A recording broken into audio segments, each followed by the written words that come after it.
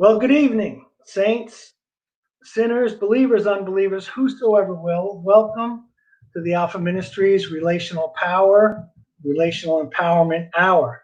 I've been really excited because this has been planned. This tonight's show, tonight's program class has been planned for over a month now, and I've been excited about it for a long time.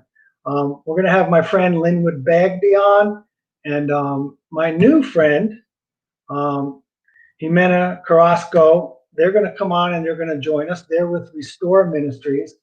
Linwood and I have been friends for a long time. And, it's funny because Linwood was kind of our chaplain, and he was our chaplain in InterVarsity Christian Fellowship. I had my first spiritual awakening when I was a senior in college. And some of the guys that the InterVarsity people that Linwood trained and oversaw, kind of they were there. They were the new people that encouraged me in my faith. And then Linwood came along, and I got to know him, and he encouraged me because I was a brand new believer, and it was kind of new to me, and it was a journey. And Linwood stuck with us, and then I left college. Um, Lost touch with Linwood for a couple years, and then we both got hired in the Elizabeth School District around the same time. And I was actually in the front office, and I saw his name on a bulletin. We didn't have emails and things back then. This was back in the 1900s. And they said Linwood Bagby got appointed at Cleveland High School, speech pathology. I said, I know that guy.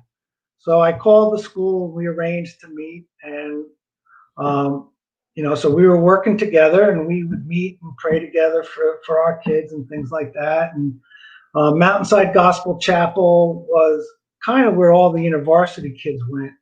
So I was hanging out there, and I was hanging out with Linwood, and then I left Elizabeth and moved to Florida, and through we all had each other's phone numbers, and so Linwood, and I want to tell everybody from New Jersey this. And I'm going to bring Linwood on now, real quick.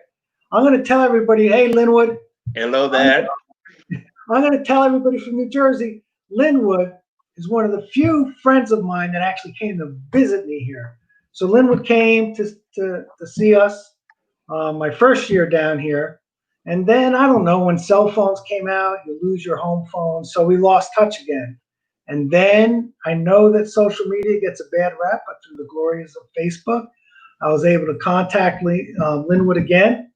And we talked on the phone quite a bit. And then last year, a couple years ago, we were able to meet up in Orlando. Then I saw him this January when we went up to New Jersey. Now, right when I was getting ready to leave Elizabeth, Linwood had started a ministry called Restore, which we'll highlight a little bit later. But I'm going to give Linwood a chance to talk. Linwood, welcome to the show, the podcast, whatever you want to call this. And it's good to see you. And I just wanted you to kind of share with the folks, especially from our side, from Alpha Ministries that may not know you, a little bit about your journey, who you are, and just feel free to share. Well, I've been very privileged, fortunate. I come from a very small community in South Jersey. And anybody know anything about New Jersey? North Jersey and South Jersey are like two different places. So I come from a really small community in South Jersey called West Deptford. And I grew up on farms and like just open space. And then I moved to Trenton, went to school in Trenton College in New Jersey.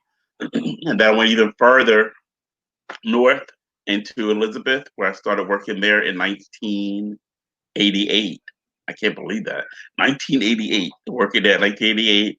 And from there, it's like for a kid who comes from the rural areas of New Jersey, where it's really farmland, and to be placed in a city and working with a community that's so different that I grew up in.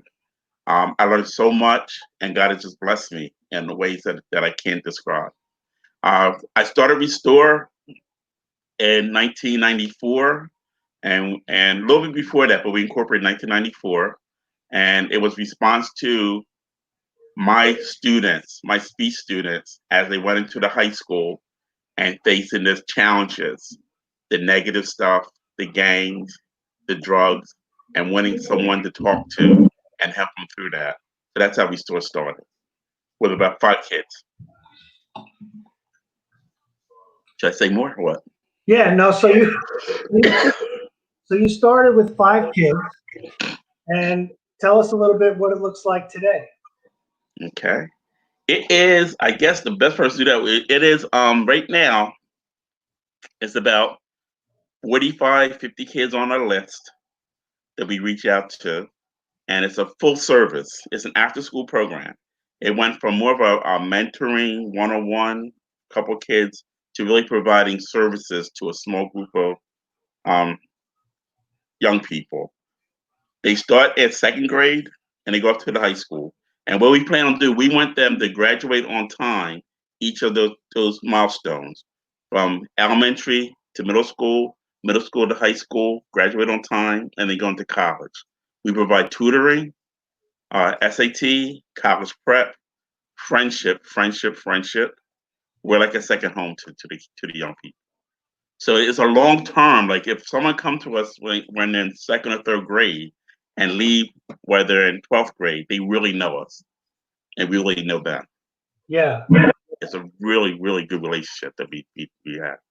yeah, I like that approach, because for most of my life I was a high school teacher, and I taught at a K-8 school for a while, and teaching there, I watched the kids from kindergarten all the way up to 8th grade, and you see all the changes they go through. But I like the fact that it's like a second home, and I think when I talked about it last week when I was getting ready to announce and have you on, I said that you're one of your roles is you're a father to the fatherless, right? Yes. There's a lot of kids that, Now so I've got the gray hairs. I'm a grandfather now. a grandfather to the fatherless. Just listening to your story, I know that when you left InterVarsity and before you got hired, you moved into the community of Maplewood, New Jersey, right? Yes. And you talked about you moved in with an all-white family, and some of the things that you learned there, and how it was a really good experience where you basically learned to love one another, but there was some Will we preconceived. share a little bit about that? Yeah, I wanted to share about Okay. that. I was working at a place called Children's Day School in Trenton as a student. I was I worked part-time as a student there, a college student, and the teacher, the main teacher, she was when I got the university job, she said that, oh, why don't you come move in with my mom and dad? They have this big house, empty now. You got the whole upstairs. It'd be really great. I said, oh, good. So, because I didn't know anybody when I came to that area, nobody. So then I moved over there, and on the way to the house, going to her house, all packed up, ready to go, she said, "Oh, I didn't mention one thing to my parents." I said, "What's that?" "That you're black." And I said, "Would that make a difference?" She said, "I have no idea because we know she never had any black people in the house and no black friends, so I really don't know. But they're good people." I was so like nervous and just a shock. Like, what did I do? What am I gonna do? So I went to the house. I got introduced to Mr. Metro, fantastic people. And what I noticed is this thing I would notice is that they had the kind of I wouldn't even call it racism. I call it prejudice that they had towards me was their assumptions about what I liked, what I didn't like, and about me as a person. So even in her best, trying to make me feel comfortable in her home, she would buy me grape soda. She would buy watermelon. She would buy all these things, all these stereotypical stuff. And I would say to I would say to her, Mrs. Metro, I don't want to eat watermelon in front of you. Why? Because I feel like I'm like perpetuating the stereotypes. She was like, what do you mean? What do you mean? And then we start talking about, how to get to know each other and how to relate to one another. The one thing that made me upset was she woke up in the middle of the night yelling for her daughter, her college-age daughter, to come downstairs because she thought that we were upstairs messing around. Yeah. I was like, why would you think that? You know what I mean? I'm in campus ministry. Why would you think? She said, never mind. And I said, because I'm black. You think all black men are after white women. That's why you thought that. Yeah. That's why you thought that. And she was like, never mind, never mind. And her daughter's like, Mom. So what I learned from that, some of it was fun and funny. Some of it was hurtful.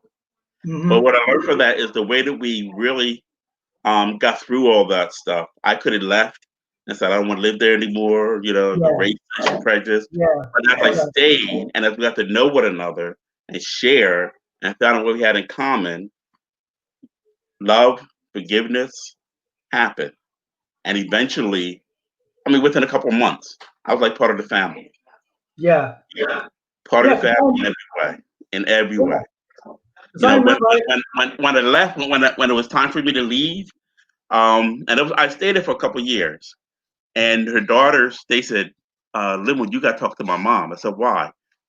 Her husband passed away at that time. And she said, she's not going to move because she said, what am I going to do about me? And I was like, yeah, she thinks you're her son now, And I was like, that's okay, don't worry about it. That's between me and her. I was joking with them. But it was that kind of relationship that, it was a real love between us. And even to this day, she's in her 90s and she still sends me birthday cards, Christmas cards. We talk at least once or twice a year, and things like that. So it's been a good, healthy. But at the beginning, it was like, I can't believe it. And even I had my impressions and my prejudice about her and her family. Right. But they were, so we had to talk and communicate and get to know each other. They were Italian? Yeah, they were real Italian Americans. Italian. When you told me about the watermelon part, I'm thinking, how did that become a stereotype? Because everybody loves watermelon. I grew up on New Jersey summers, watermelon, corn on the cob, all that. So So, but that like you said, some of it was you could chuckle at, and it's a little bit hurtful. But you also told me about that you lived in that neighborhood. You had the key to the house. It was your house. It was your neighborhood. Yeah. And often you would get stopped and asked if you lived there. And I found a different type of discrimination that I call racism. Yeah. And now people call it systematic racism. Right. That was more hurtful to me and broke me down more than what the people I lived with could ever have done.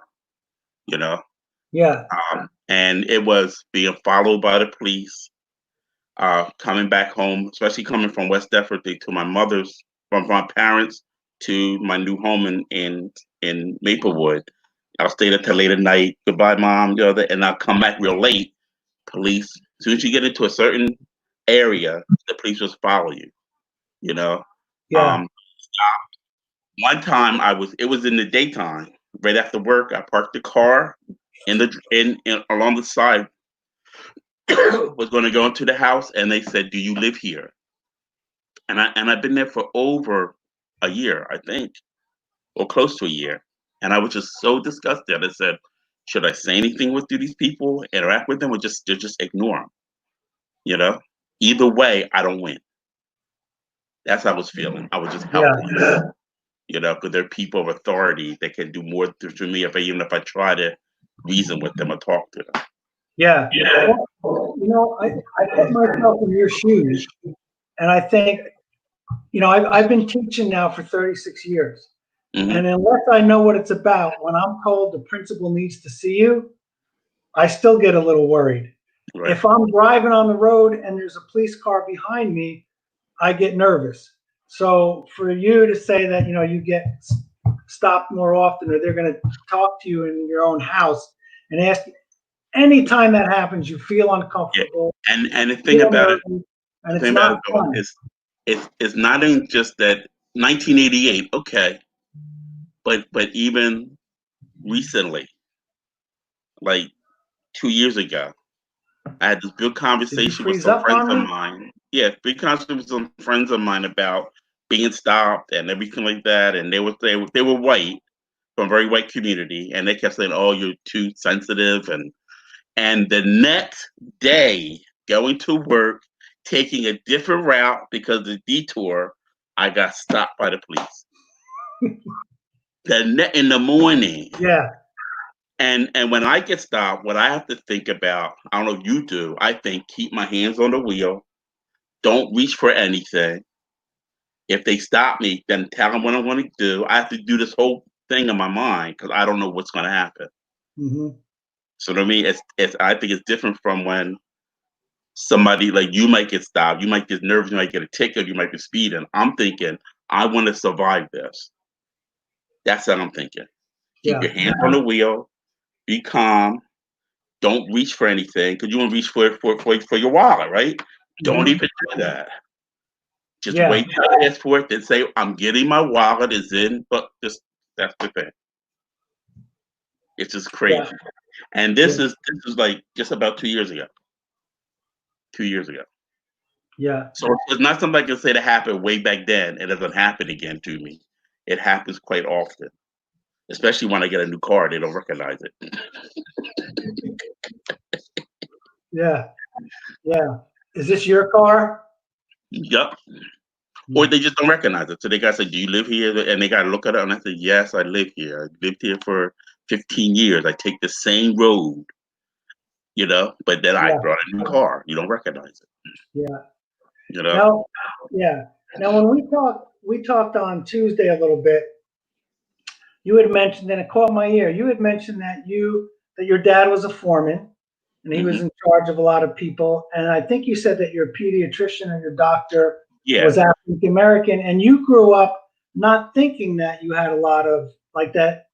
You grew up thinking. I grew West Deptford was white, absolutely, but they had a small black community that had the AME Church, African Methodist Episcopal Church, started, and my grandmother and grandfather and different people in the neighborhood. That's who started that church, and they had little homes that they eventually it's become a neighborhood now. It's integrated now, but it was a neighborhood that was I had in front of me African Americans who owned homes, African Americans who were involved in the community, a really strong church presence. My pediatrician was a black doctor, so never thought that you couldn't be a doctor. My father, he did a lot. He faced a lot of racism until I found out about it when I became older. But he was the foreman for the township, first black person foreman for the township. He was the fire marshal, first black person fire marshal. In the area, in the region. Right. So he was a person of a lot, and a lot of people followed his example. So I grew up not thinking that these things weren't possible. I never share this story. I just remembered it. One of my father, when he was alive, he would have a barbecue right before school started, and I would invite some kids down for the weekend, and we had barbecue, stuff like that. And one time, one of the little boys would look out the window almost every day, and he saw all these people leaving, especially these men leaving. And my father, and he said to my dad, "Where are these people going?" He said, "To work. Don't they go to work in your neighborhood?" I said, "Dad, it's different. It's different." Yeah. I never saw so many black people, especially black men, leaving the house, getting into a car, and leaving, and then coming back. He didn't know what it was. Yeah. He really didn't know what it was. He said, "Where are they going? What are they doing?" So his reality and what he saw possible in the black community was really different than what I grew up with. I did grow up with racism. I did grow up with prejudice. I did grow up with people not expecting things from me. I did grow up with teachers not expecting me to go to college and all that kind of stuff. But me personally, you see what I mean? Yeah. I knew black businessmen. I knew black people in college from my church. I saw black people own homes. My parents owned a home. Wasn't the best home in the world, but they owned a home. Yeah. my grandmother owned her own home. And it was a crowded home. You had what, 11 brothers and sisters? Oh yeah, we had a lot. Yeah. There was 10 of us. 2 were steps, but you would never know it because my parents were really good at just treating everybody the same. Yeah. And then we always had somebody live with us. You know, cousins, other family. If they were down and out, my aunt, she lived with us when she had cancer, you know, and she had a place to stay. We was the place where people lived with us. So even though it was crowded, it never felt like it. Yeah. You know? My tell me when I'm talking too much. We had a family reunion on my mother's side, and my cousin, he introduced me to his wife. He said, "Oh, this is the rich family." And I said, "What do you mean rich?" "Yeah, this the rich, the Bagby. They're the rich ones." I said, "We're not rich." He said, "Oh, it depends how you talk about it." He said, "We lived in the project." When they said we're going to Aunt Flossie and Junie's and Uncle Junie's house, my mom and dad, they were all happy. It was like getting out of the projects, getting out of Camden, and going there. We're gonna stay overnight. It was like summer camp. Yeah. And I said, I never thought about it like that. Yeah. Because I always looked at the white community and my white friends who seemed to have more than us and better homes. And we were like the poor. We were down here, like struggling middle class, when they were maybe like a little bit up. But I never thought that my cousins and all, it was a whole different reality for them. Yeah. You know, we were the rich people. We were the ones with the house. We were the one with the big yard, and you know, and we could go outside and play till nighttime. We didn't have to worry about bullets and guns and stuff like that, shootings. Yeah. You know? Yeah. That's So all that really helped me to when I came to Elizabeth or wanting to do something. It wasn't in my mind that it couldn't be done. right. You know, being on university staff, it wasn't in my mind that I couldn't raise the money. You had to raise money to be on staff. You know, that was the model, and I was able to do that. Once because I lived in the white community, so people understood university and was ready to fund it. And then when I did Restore, you know, who knew that to do such a ministry and have the kind of budget and do what we do, it wasn't in my mind that it couldn't happen. I didn't know how it was going to happen, you know, but I knew that God would make a way. Yeah. You know, and it's a different way of thinking that we try to instill into our young people. You know. Yeah. Yeah. We're gonna. Yeah. I wanted to ask you now with Restore. I know that like like the recent upheaval, something similar happened 4 years ago. So is that something that you talk to your kids about and something that is on their minds that they need to talk to you about and your staff about? What do you mean like the racism happening right now, the next couple of months, everything? Yeah. It's kind of funny. I with our alumni, I have a lot of communications like that with them. Kids, I mean, they're not kids anymore. Young adults who are in college now, and they're experiencing more. Imena might be able to tell you more about what's happening with parents. She talks a lot with parents.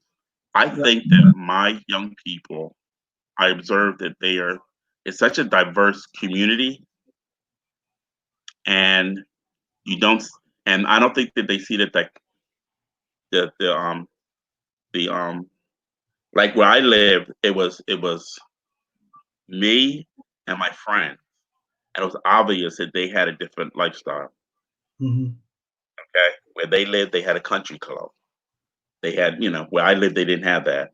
I think with my young people, they're like this, economic wise, so they don't really see the disparity as much until they get older and start interacting outside of their community. Does that make sense? Yes, it does. Yeah. So I don't get a lot of. I think that even when they are discriminated against, they don't know how to. They don't have the tools to point it out and describe it and verbalize it and what can I do about it. Right. that's what we're doing now, is helping them because of what has happened recently. Everybody has become aware of things, and it's becoming it has come into real time, because of the phones and stuff like that. So now they're saying, "Oh, this is really bad. What am I supposed to do? Does this really happen to me?" And they're beginning to question what they see all the time. Right. You see what I mean? Yeah. Begin to ask those questions now. So we're there to help them to ask the questions and to give them some tools to be able to address it, age appropriate, of course, and what they can do to, even in their young age, to be age changing. Help to change whatever injustice they see in their own way, within their own context as children and teenagers. Good. We're gonna bring Jimena on. You mentioned her, and we've been mentioning her, and she's gonna come on for people to see. I know that with Restore, it's a very if you like, I'm gonna put your webpage up in a little bit when we close, Okay. because I really think it gives a good picture of all the different things you do. I mean, you guys go to the parks, you go swimming, you have them. Crazy. Yeah. It's crazy what we do. Sometimes I can't believe the stuff that we do. It amazes me, and I'm the one who is orchestrating it. That it's a really, truly full service ministry. That's why we concentrate on such a few kids. Yeah. If we had more staff, we'd be able to expand it. But it really is finding out what their gifts, their talents, their hopes are, and surround them with the resources and people that can help them to grow. Yeah, and one of the reasons I wanted you to come on is my upbringing was, I mean, I grew up at that time in Bricktown, New Jersey. When I left, we were lily white. We did not have any diversity in our town, and we were on the outskirts, the Pine Barrens. We were the Pine Barrens before that got built up, but behind my house for the longest time there was remnants of the Pine Barrens as far as the eye could see. So I didn't have any interaction with Spanish people, African American people, but my parents were wise enough to point out if people acted racist or used the N-word or anything. So I was taught. So when I went to Kane College, it was very diverse, and it was kind of, I don't know, it was an easy transition for me to be with new and different people. So it was good. But right now, when I talk about my people, I'm talking about white evangelical Americans, right? My people. What I mean by that is, where I came from, I see them getting polarized. I see them getting pulled to one side to another, and I don't like that. And likewise, there's people that friends that I have, either maybe Hispanic or African American, that might be getting pulled another way.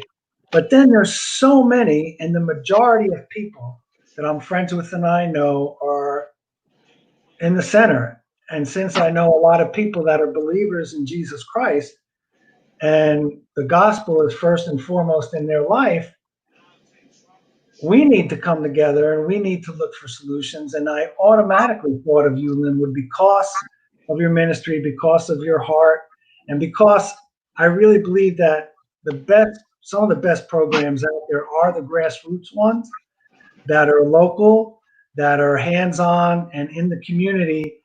And that a lot of times when a charity begins, then they hire people, and then it really exists to support itself. You know what I mean? Right. There's information out there about 10 cents to your dollar goes to the actual cause. The rest is for staff and overhead and all that. And so I really wanted to get you on. I really wanted to highlight your ministry, Because you know as well as I do that a lot of um, when people start talking about it, they'll say, well, the problem in America is that kids don't have fathers in the home. That's the problem.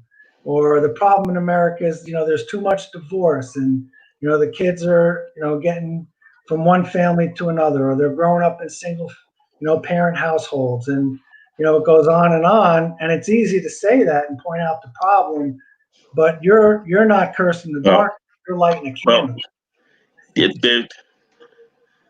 well, what the research says, what children need, search research. We go a lot by that institution and that place.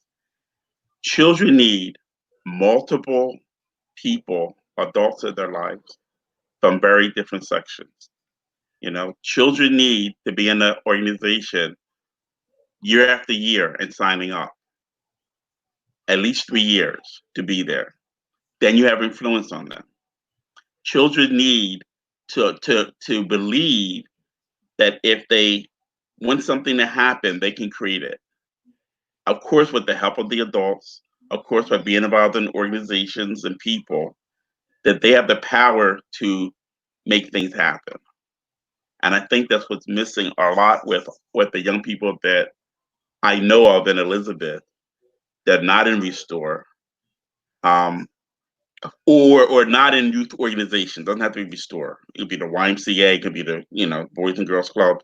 Is that if they don't have the support of multiple people in their life, you know, and Yeah. and they don't have the support of organizations that can help them to think through and to make good choices, it's very difficult to manage in this world.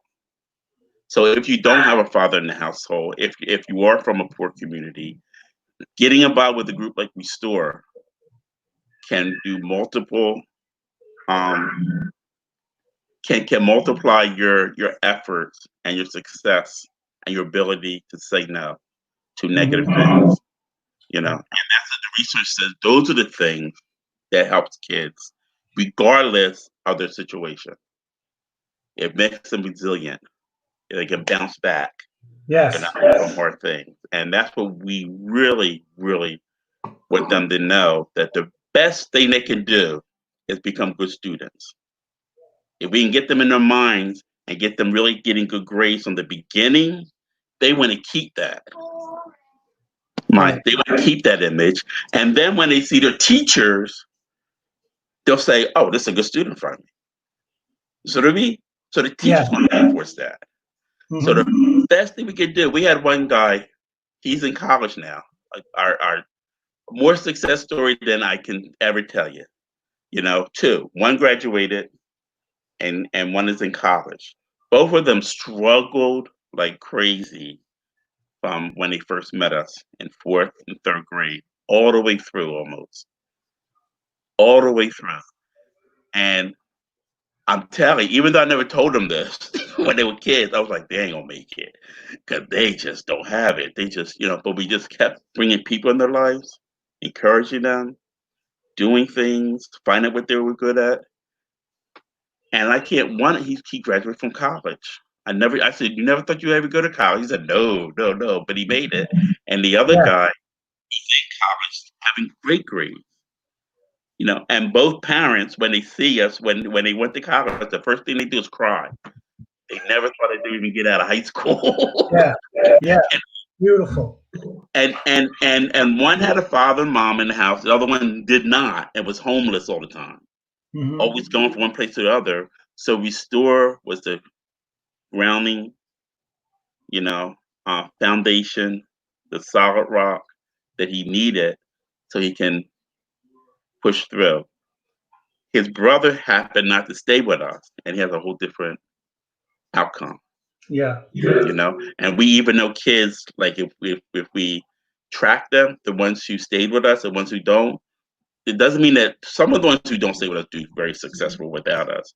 But a lot who don't stay with us, you can just see that they go right into the negative things that the world and society has.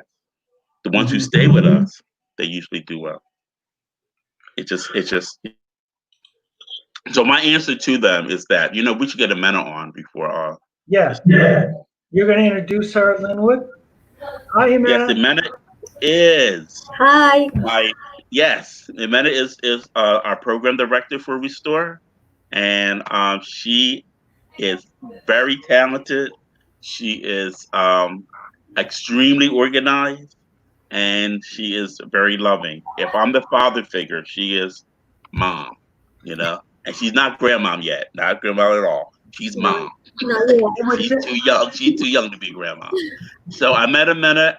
She came to us as the driver for us, and one day I was looking for. I went through a lot of program directors, and so I was looking for somebody, and I had the Restore banquet, and she said, "Can I help you to organize this?" And I was like, "Yeah, sure," because I don't know what I'm doing. And two of my key donors came to me at the banquet and said, "Who helped you plan this?" Because I know it wasn't you, because this is way. I said, "You have some talents, but this is not your thing, Linwood."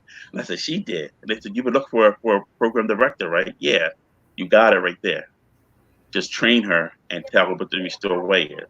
And so I gave her the challenge, and she took it, and she's there now. I mean, she is just fantastic, fantastic. You're also going to school now, right, Amanda? Yes, thank you for that introduction. Thank you so much. And thank you, William, for having me. Yes. Yes, I'm going to school. Um, I'm about to get my bachelor's, and in about a year, I will have my master. I didn't get the chance to finish because I got married and I did other things before school. But, I should finish a long time ago, but never is too late to do what you want to do in life. And it's one thing that we teach our kids, our restore. We empower them to do good things in life. Yeah, that's so. What is your area of study that you're going back to school? Well, I'm doing my bachelor's in business administrations, business science, and the master will be in nonprofit. Uh, so that will be my certification, nonprofit organization. So Yeah. that will help with what we do at Restore. And how long ago did you come to Restore and begin as the driver? And It's gonna be 9 years when I start Restore. Yeah, mhm. I start as a driver and I help in the office sometimes. And from there, I start doing a little bit more each time, get more challenges. And well, I'm here and I'm very happy with what Restore is right now. And I'm very thankful. But Linwood helped me a lot. Is my mentor, I can say. Yeah. She would, Now, what she would do, she would see me struggling, and she'll say, "You want me to help you with that?" And I'm like, "Yeah, yeah, yeah, yeah." And found out with the gift that she had, and just say, yeah, "Wow," you know. yeah. And then what are you the type of person that's don't like asking for help or Well, I'm the dreamer. That's uh-huh. what I am. I have big ideas. By the time things start, I'm off to my next big idea. So, Amanda is always saying to me, you know, you know, um, slow down. Let's get this done first, and then let's go to the next step. Because in my mind, if the project is done and I'm ready to move on, you know. So she helps my ideas. She puts them into reality, and the team that she has around her, the people. A good example Uh-huh. of that is what we're doing this summer. You know, we have planned our summer program. The normal summer program was canceled because we ran out. We didn't get the funding because of COVID-19. All the funders who normally fund us went in that direction to help Hmm. other people out, and they did not fund us, and so we had zero.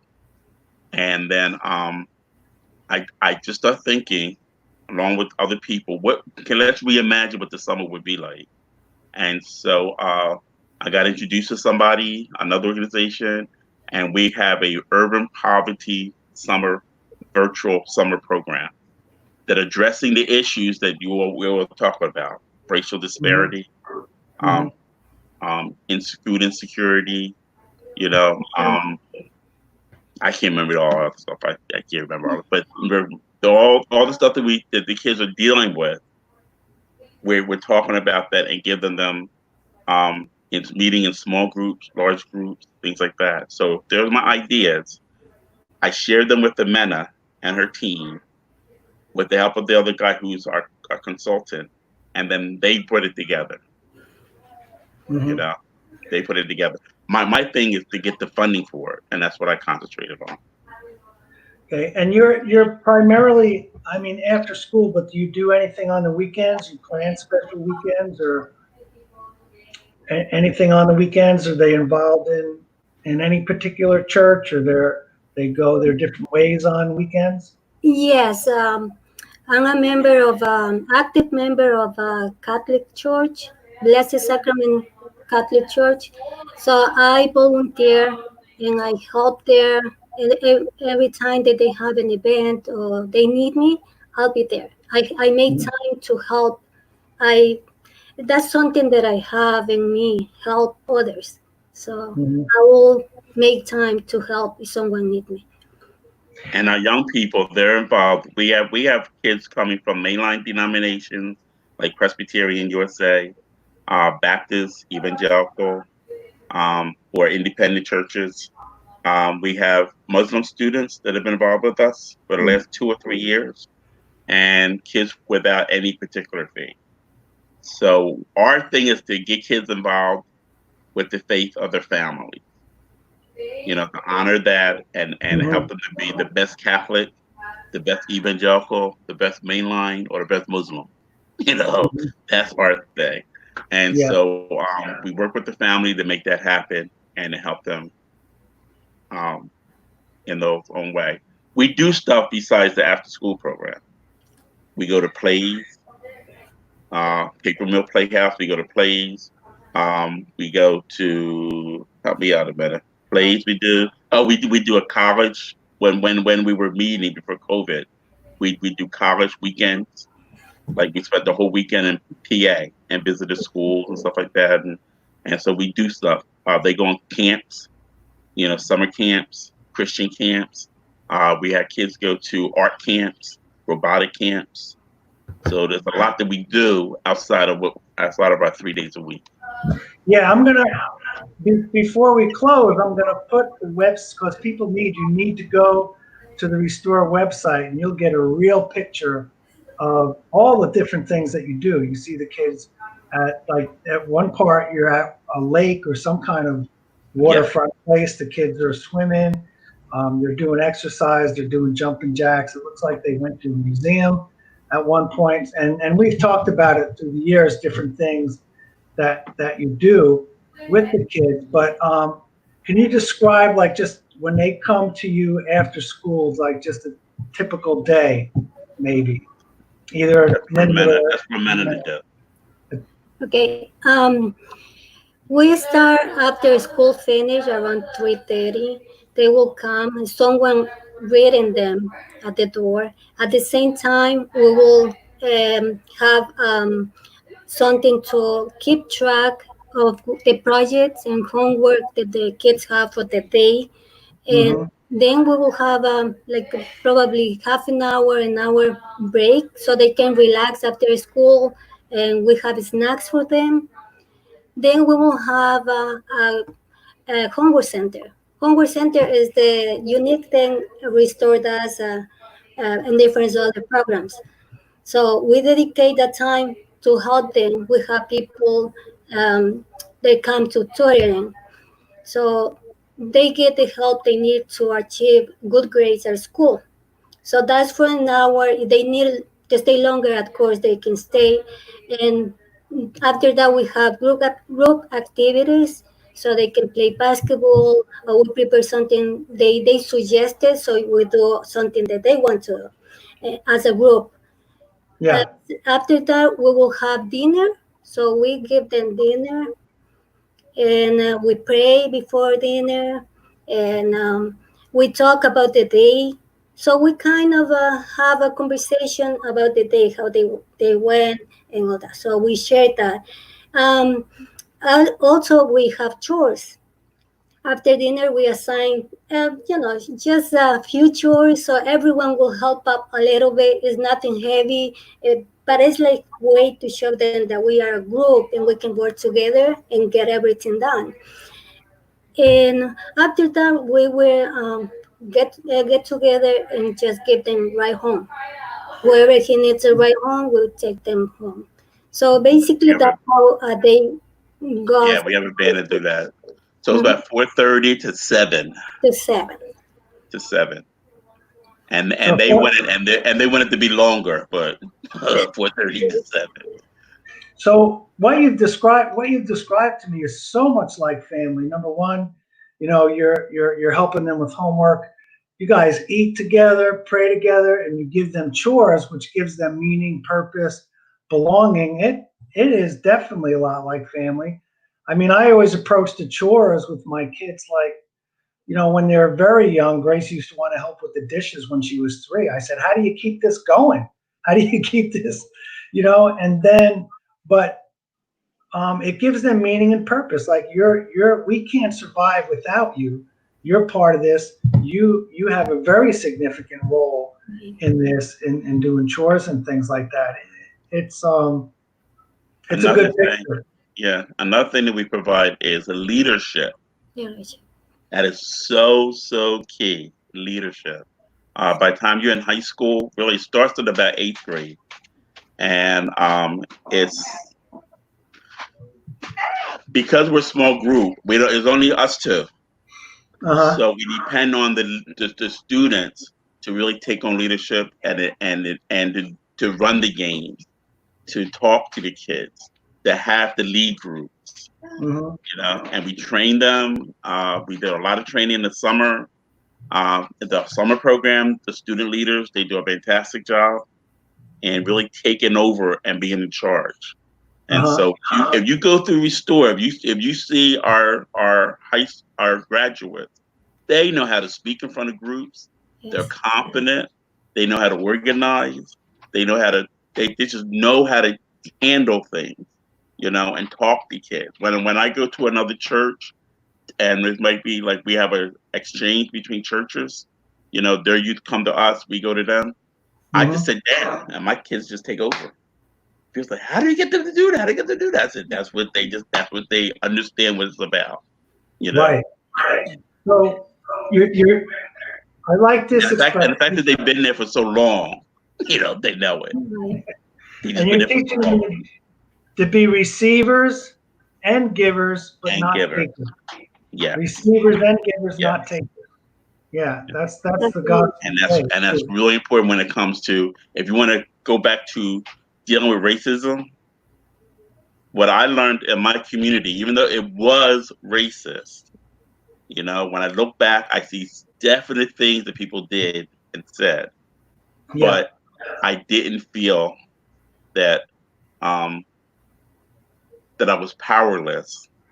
Not with the people I knew. There were certain teachers and all, authority figures, but in general, I didn't feel powerless, and that's what I think that we provide for our young people. That they right, don't feel powerless. They can walk through this world. We're helping them to identify racism more and do something about it, but you right. don't have to feel powerless. And that's yeah, I'll just say that. Yeah, you're empowering them and equipping them And equipping us, to you know. to And I to think that's overcome, biblical. but to make changes at the same Yeah. time. And I think that's biblical. I really do. I think that's biblical. Yeah, Um, I encourage the people listening to this, if to look at I think it's Acts chapter 6, 1-7. And there was the Greek speaking church members were complaining to the apostles, to predominantly Jewish Christian community, that their widows wasn't getting a fair share of the food when they distributed food to the widows. And the way that the apostles dealt with it was, they say, you guys organize yourselves, you guys pick your leaders, and you guys distribute yourself. They didn't tell them you gotta wait. We gotta love one another. Yeah. You know what I mean? You know, you're making too much of this. You know, they said you guys do it. They empowered the people who were complaining, Christian people though, and they do pick your leaders. And when I read about that and studied it, they said the leaders were all were Greek names, and one was a Gentile name. Yeah. So they just, and you people do what you gotta do. Go for it. You know, and I think that's what we do at Restore. We're telling them that you have the power to make changes in your life with the gospel, with the Holy Spirit, you know, and with God, and you can really make a difference. And let them see that in little things that they do. You can really make a difference. Yeah. Stay right there. I want to put this up for everyone because people are asking. I see in the comment section about making donations to Restore. If you go to the website restorekids.org, there is a button on there that it says donate, or you can directly go to restorekids.org /donate. But there is a way that if you go to their website, you can donate. And I'm gonna put this back up on all of our websites for you to go. And this is a ministry, trust me, you can get behind 100%, that is making changes. It is making a difference in kids' lives. And I think it's time for us to put our money where our mouth is. If we love and support one another, to be like that group of Christians in Acts that Linwood was talking about, to come together, support one another, love one another. And this information will be back up there. I'm going to keep the Restore Kids.org donate up there. You can go there, but Linwood and Imana, what else do you need as far as manpower, people that live right there in North Jersey, in that area, as far as, I don't know, muscular Christianity, moving things around, tutoring, donating food, anything, snacks, watermelon. Yeah. Right now, with COVID-19, we are meeting virtually. So hopefully when schools get started and school get back, then we'll acclimate and get back to things. Right. Normally, we always need people to help us out with tutoring, with just being there with kids, just sitting with them, talking to them. And when we do our trips, we had a couple of volunteers who were the trip people. They would be my second person. We like to have two people on the trip. Just in case I get hit, I get hurt, someone else is there. You know what I mean? It's already good, and not be one person driving and that's it. So just another person right there. We do need people to help us with like real practical things like the website and gifts in that way. But the tutoring is what what we're hoping to do, and Amanda can tell you more about it, is that because we're online, we're getting people that's not just from Elizabeth. We got a family from Virginia that came on board. We got my family in South Jersey that came on board, and they're already saying, I'm gonna get my friends, and I'm gonna let my friends know about this. So I can see us going into different rooms and having small group that's going to be really important as we expand and go further. And even when we come back to the building, we're still going to do something with small groups and something, so small group leaders. I can see that happening more so than we ever had before. What about you, Amanda? Yes, it's very important that we have a network right now with kids, and I see how they react. The kids from Virginia, they so engaged. Kids from South Jersey, and we have some people from Florida. They couldn't join us, but I know for in September they will be with us. So we open our doors to more people from all around the world. I mean, why not? So even our volunteers can be from all around too. Yes, that's the point I'm making. You Yes, know, everyone so to help us. whoever listens, if you're in Florida or somewhere else, and give us time to figure this out because we're all doing this, this COVID-19. But there'll be space for people to help us out in ways that we never thought possible. That's true. Now that now you have a group of church family and folks down here in Florida that know about you. Will be praying, and I know some people are anxious to donate. And I don't know if you ever need any tutoring. I guess I can do it through Zoom for you guys. That'll Yep. be me. But I mean, this is Yep. I mean, one of the things, and I know that a lot of places took a hit with COVID, but I saw a lot of other doors open as well. I don't even know if we would be doing this, Linwood, if it wasn't for Right.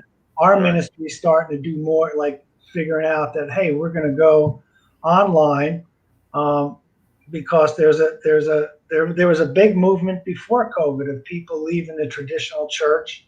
There's this kind of transition going on. Where they're going to wind up, I don't know. But while they're moving, you can minister and talk to people, online and use it as a positive thing and not a polarizing thing. So I can't thank you guys enough for joining us. And I hope the people that usually tune in to us got to know you and got a hold of your vision, because it's something that I think I love the idea of community. I love the idea of family. I think that's the true model of a church is a community, a family. And the other question that I wanted to ask, do parents get involved, and does it ever overlap to where you actually help the parents with some of the interpersonal problems and stuff? Well, we are always open to help them, and I think what is important is the relationship that we have with parents, with the families, especially now in these difficult times. We found a way to get in touch, be there for them, say, ask how they are doing, if they need something, and so with that, I think we have the trust to come to us and ask for help in certain situations that they can have. So I can say that the relationship we have with parents is really, really good. And We can't do what we do unless the parents trust us and work with us. Right. So and what we're trying to do with parents in some ways is helping them to be better advocates for their children at school. Especially the parents who are coming from, I want to make sure I say this right, from the Latin American communities. It's like, because I work in the school system, so it's like whatever you say, you're the authority, and so it's when to more empower parents, get them to vocalize, to say what they have to say, let them know they're a part of the team, and to push them in that direction. Say, come on, you can do it, and then they come back and let us know how it went. And sometimes it's exciting, they got received really well and things like that. So we're trying to help the parents in that way. We also give them all the stuff that we have, like, if something comes our way, jobs. Like one of our partners is New Jersey Port Authority. So they always doing jobs, training, job interviews. We get that to all the parents. Here's what's happening in the community, and things like that. So whatever our network is, or our network and the people and the organizations, we funnel that through Imena, and she goes to the parents, and we have that group, text or email, let them know what's happening in the community and what the resources are, so they can find jobs and they can, things like that. Now, Linwood, there's a place where they could email you or contact you off the Restore page as well, Imena? Yes, they can go to restore 1161 at gmail.com. Okay. And is there a link, like a contact on the Restore page, like contact us? Yes. Right? Yes. Yeah, there is. Yes, there is. Oh yeah, I see it. I just contact us through there. Yeah. So if you're listening, you want to get in touch, and it doesn't matter, like Jimena pointed out that now people, because of the internet, all over the world can get involved. Just contact them and then it's all about relationship. Begin a relationship, begin a dialogue of how we can help and how we can all pull together. Because, the young kids, they're going to be taking care of us when we're old. They're going to be the leaders of the future, and the workers. Yeah, all too often we think, well, they go to school and that's all they need. We train them, they graduate, and they go off into the world. No, we're training and teaching our young people to be responsible, that we're all in this together, that there's a universe of people, but even in your small community of people that you're responsible for. We're responsible for one another. We live in a free country, but with freedom comes responsibility. Paul said, don't use your freedom as a cover-up for evil, but rather serve one another in love. So let's be responsible with our freedom, love one another, support one another. And I was so happy, Linwood and Jimena, for you to come and join us, to have you come and to have you on the show. And hopefully maybe we'll check in with you in a few months and have you on again. This doesn't have to be a one-time thing. That'd be great. That'd be really great. Because we are figuring this out, the new way of doing ministry. So it'd be nice to see how it works and see what's happening. Yeah. Let them see your face and smiling. And so thank you again. Thank you. We'll be in touch with you, and I'm sure you're going to make some new friends and relationships through that. And I'm really excited about that. I'm really excited about all the possibilities that are out there. You never know what God's going to do just with our conversation tonight, because we have a God that loves us, that cares for us, and is going to. I know people like to be anonymous at times, but if they could find a way to let us know that this is where they could connect it with us, that'll be helpful. Yeah. Okay. So if they can just know, from Florida or the website or whatever, so they can, if they don't feel comfortable giving the names and all on the website, you can do anonymous, but let us know where you connected with us, and that'll be great. That'll be great. Thank you.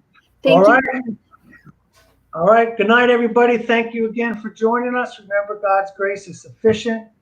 His power is made perfect in weakness, and nothing can separate us from the love of God in Christ Jesus. You all have a good